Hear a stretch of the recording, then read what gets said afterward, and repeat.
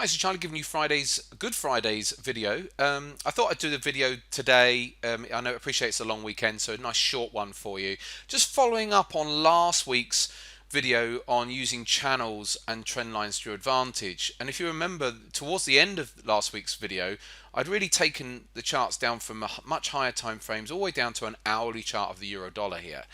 And so I thought I'd just go back to it and we can recap on what was said and what can happen.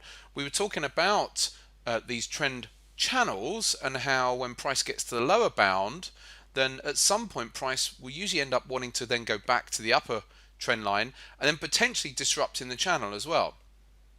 And if you have reversal signals down in this zone, then that can be quite useful. So in fact, the market went sideways for a bit. Fun enough, myself and a number of our traders got long somewhere over here. Middle, whenever it was in this week, early part of this week it was. And anyway, we got the break of the trend channel. So we broke the trend channel to the upside. And the euro had subsequently a nice move there. Now, I have a little confession to make. This is my second attempt at today's video because whilst I was doing my first attempt, basically I forgot I had the mic muted. So I recorded a whole 5-minute video and the mic was muted, so obviously at the end there was no sound. So this is my second attempt. And the reason I'm saying that is because I've already put another trend channel on. I've literally just put that on while I was doing the recording. My first attempt at the recording with no sound on.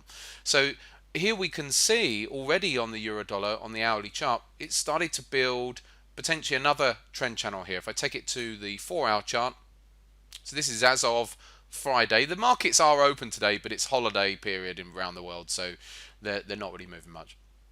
So we can already see now, after breaking that downwards channel, we're now in this rising channel. And I could do these videos every week, really, and just continue wherever we're at each week and put a new channel on or trend line on most of the time. But so at some point, the euro is either going to go up to the upper trend channel line, and then I would then be looking for reversal signals if there are any. They're not always necessarily going to be, but there were on the euro dollar. Sorry, on the euro dollar. This is the euro. There were last week down here, but I don't know if there would be up here. But likewise, if the price moves down to the lower trend channel line, then I'd be looking for reversal signs to buy down here. All the time we're in the early phase of this channel. So at some point, normally with a rising channel like this, at some point I would expect it to break to the downside, but it's still, like I said, early phase at the moment. It could still go higher before then coming lower again.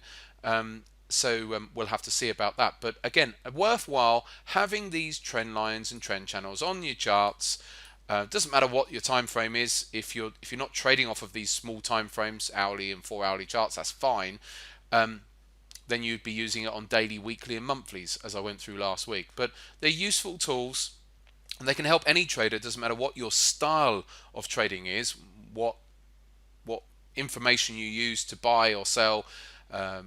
Typical horizontal resistance and support was important as ever, and likewise with the likes of trend lines. Hopefully that helps.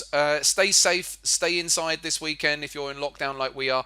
And although it's beautiful weather, we just got to adhere to the rules, haven't we? So stay safe, and we'll be back in touch next week.